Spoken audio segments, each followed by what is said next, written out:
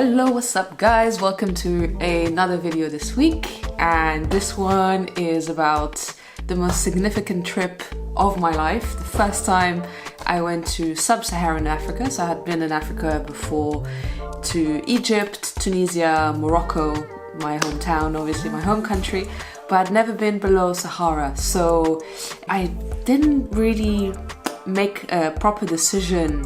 I didn't really plan anything about where I was gonna go. I was actually going to Turkey first, and then I looked at flights from Turkey to Africa, and then Rwanda was a direct flight. I had heard about Rwanda, obviously from sad history, but also my friend is from Rwanda, and it always fascinated me actually to go and explore this country, so I picked it. But for no real reason. I actually was a bit scared to go. I was backpacking for the first time. I just felt like it was calling me for some reason, and I asked my friend to come because I know he's super good vibes, and I said to him, listen, I want to go there without a real reason. I just want to dance, I want to discover the beauty of our continent, and I want to have fun. So today's video is not really structured, it's just a recollection of my memories. It's also a really good way for me to remember what I've been through. It's also a way to celebrate 2 years since I'm on this freedom journey, as I like to call it. Just been traveling ever since this trip. I just went off and couldn't unsee the beauty of East Africa and then the rest of Africa. So I went on this crazy journey 2 years ago, and this is my way to celebrate with you. So enjoy!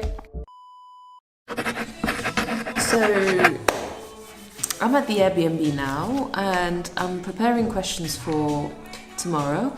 I'm going to the Niami Rambo tour. It's a tour made for women. Meeting point, we bought some few office furnitures. Then we started organizing ourselves on what next. And of course, first we had to be together. Then the next step was to find something we can do so that we can be able to start making some income. But of course, among the 18 members, we had 3 ladies who had never got a chance of going to school. We started teaching them how to read and write. And of course, during that time, this is where we're sharing different ideas on what can we do so that we can start making some income. And of course, we shared a lot, but we came out with one idea of starting a community-based tourism around this neighborhood. So after the introduction at the Women's Center, we actually went on a street tour. This is the oldest neighborhood of Kigali, Rwanda, and the tour guide was explaining that the mosque here was the oldest mosque in town and is the one actually that served as refuge for the Tutsis during the genocide. It was a very insightful tour. We ended it with a nice home-cooked meal, but we learned so much, and it was really empowering to see this initiative for women, what they can do to work and earn their own income. This video is also showing my initial desire to explore my medical field. So when I got to Kigali, I went to visit a hospital. They let me in into a hospital. I said I was a medical engineer and I wanted to film their equipment and to compare with what we have in the UK. And they just like that just let me in the hospital with this camera to film inside. So here are a few clips of that. I was alone for the first few days before my friend came. I was alone in Rwanda and Kigali, and I remember discovering the new Kelvin Momo album. That music was just so soothing, and it was like there was something really soulful about it. I felt connected in Rwanda, overlooking the beautiful hills and views everywhere, and I felt like I was home. And you call Rwanda the heart of Africa, it's because we're all, as species, as Homo sapiens, we're actually all originated from that region of Africa. So when you're there, you definitely feel some sort of connection to that soil, to your surroundings. It was just really, really magical to be there for the first time alone and listening to South African music and just feeling really good about myself. And then my friend came, and then the vibes just started. We were dancing, we met some incredible people. There was a blackout at one point. That did not stop us. The blackout at the place we stayed at, we still put music on, we were still jamming, we didn't care. Then we went to Lake Kivu, so the west part of Rwanda, Lake Kivu near the Congo. And that was stunning. We were took a boat ride on the lake. We swam in the lake. We jumped from trees onto the lake. We went to this island with 1,000 bats. We had to go through the bats to reach to the top, to some stunning views. The water was like oil. We could see Congo on one side, Rwanda on the other side. I was like, wow, this is Africa. This is sub-Saharan Africa. How come it took me 32 years to get here?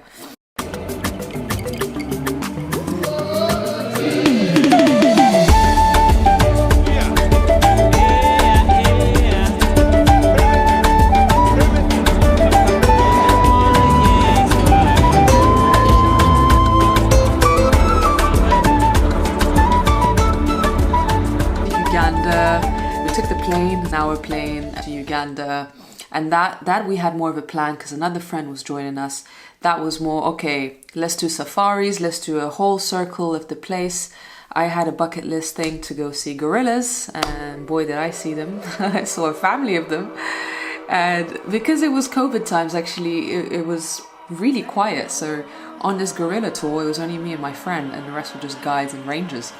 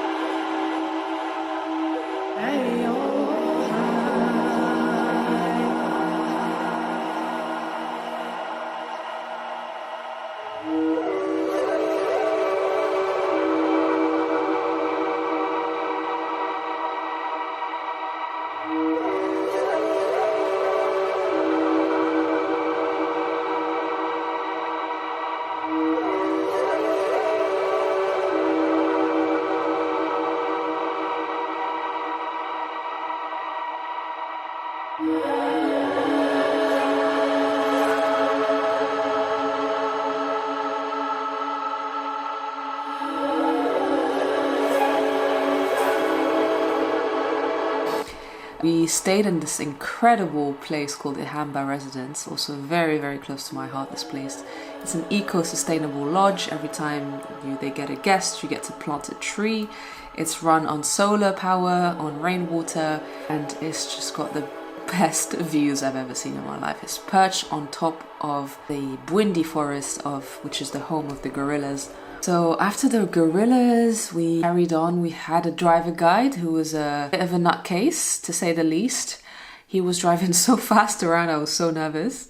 But then he got us to near Queen Elizabeth National Park. And that was my first safari experience in terms of the big five. You saw elephants and buffaloes.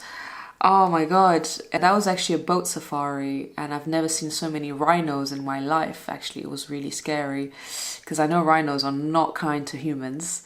So that happened, and then just this family of beautiful, majestic elephants. And the thing is that most people don't know about these safaris in West Uganda. Most people go to Kenya or Tanzania, which are great, but because they're really famous, they're actually more expensive as well. So if you are on a budget, go to Uganda for a cheaper safari. All your expenses will be with the driver guide, and all you have to do is pay the entrance fee, which was about $100 for the park and the boat safari. And that's it. So it's much cheaper than some packages you find in Tanzania and Kenya.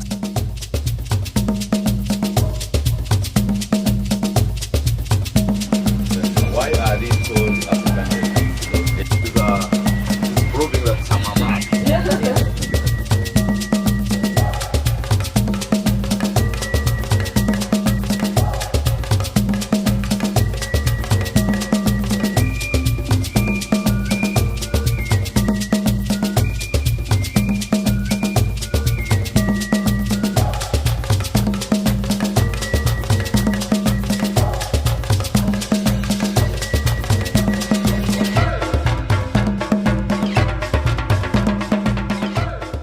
So anyway, we did that. Stunning to see all these animals, to see just the greenery of Uganda, the beauty. We went to the source of the Nile as well.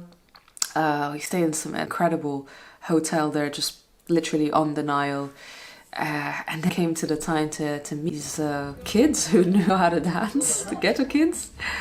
And we'll make a separate video about my story of how I met them and the story till now. That's next week's video. So yeah, then the time was me volunteering with them and making dance videos. Well, we made one dance video on my last day. Yeah, so this was really, really incredible because it really showed me the beauty of East Africa, just greenery, just from that side, Uganda and Rwanda. And then I didn't know what was waiting for me in Zanzibar, and then I was like, wow, this is paradise. And the history as well. I love history, I love culture when I go to a place. So Stone Town, most people skip Stone Town, but I would say really spend a few days there. It's important to learn about the history there, just to get lost in the streets of Stone Town, go to the Freddie Mercury Museum, his former house. It's just, there's a lot there. There's it's like Indian, Arab culture and African culture, you know. Best curry of my life there. I never thought I'd have the best Indian curry of my life in Zanzibar, but it makes sense because it is the spice island and so many amazing spices there. So yeah, and coconuts. I think now the best coconuts I've had, or one of the best coconuts I've had, were in Zanzibar as well. So yeah, it's just a stunning trip.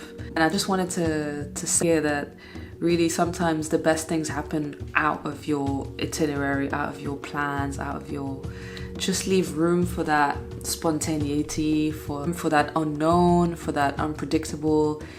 Even though it's going to be hard at times, but we had each other's backs, so that was really, really helpful. Thank you, JY, dedicating this to you. For never giving up, really, and teaching me to not over-control things, because that was one of my things on my first try. I mean, completely clueless. I was like, okay, this is my engineering mind, I think. Boom, boom, boom, needs to be sorted out, and it needs to be rational and organized. And really, this trip was the one that taught me that the magic and the beauty doesn't happen in your plans. It happens outside of that. And my friend really helped me to calm down with that, to chill out and just enjoy it. Because if you're always planning, you're actually always looking ahead, right? You're always living in the future when you're planning. Whereas if you let go of that, you actually enjoy that moment, that beauty. And boy, did I see so much beauty in Rwanda, Uganda and Zanzibar. It was absolutely stunning, and it really opened up something incredible. It opened up this path for me to express myself with dance. You learn about the African continent, what it's like actually to be an African. Going in there thinking I'm gonna do some medical work, and then I realized, no, they don't need help. Like, Africa doesn't need to be saved, it needs to be seen, you know. Mine is just, you go to Africa with this idea that it's poor, that it needs to be saved, but when you actually go and you're stunned by the beauty and the warmth of people, you're like, no, they actually don't need to be saved, they just need to be seen, they need to be heard, you know. We need to hear their stories and go and find out, and then with that exchange you learn so much about yourself as well, and that is the beauty of the traveling, and I learned it all from there.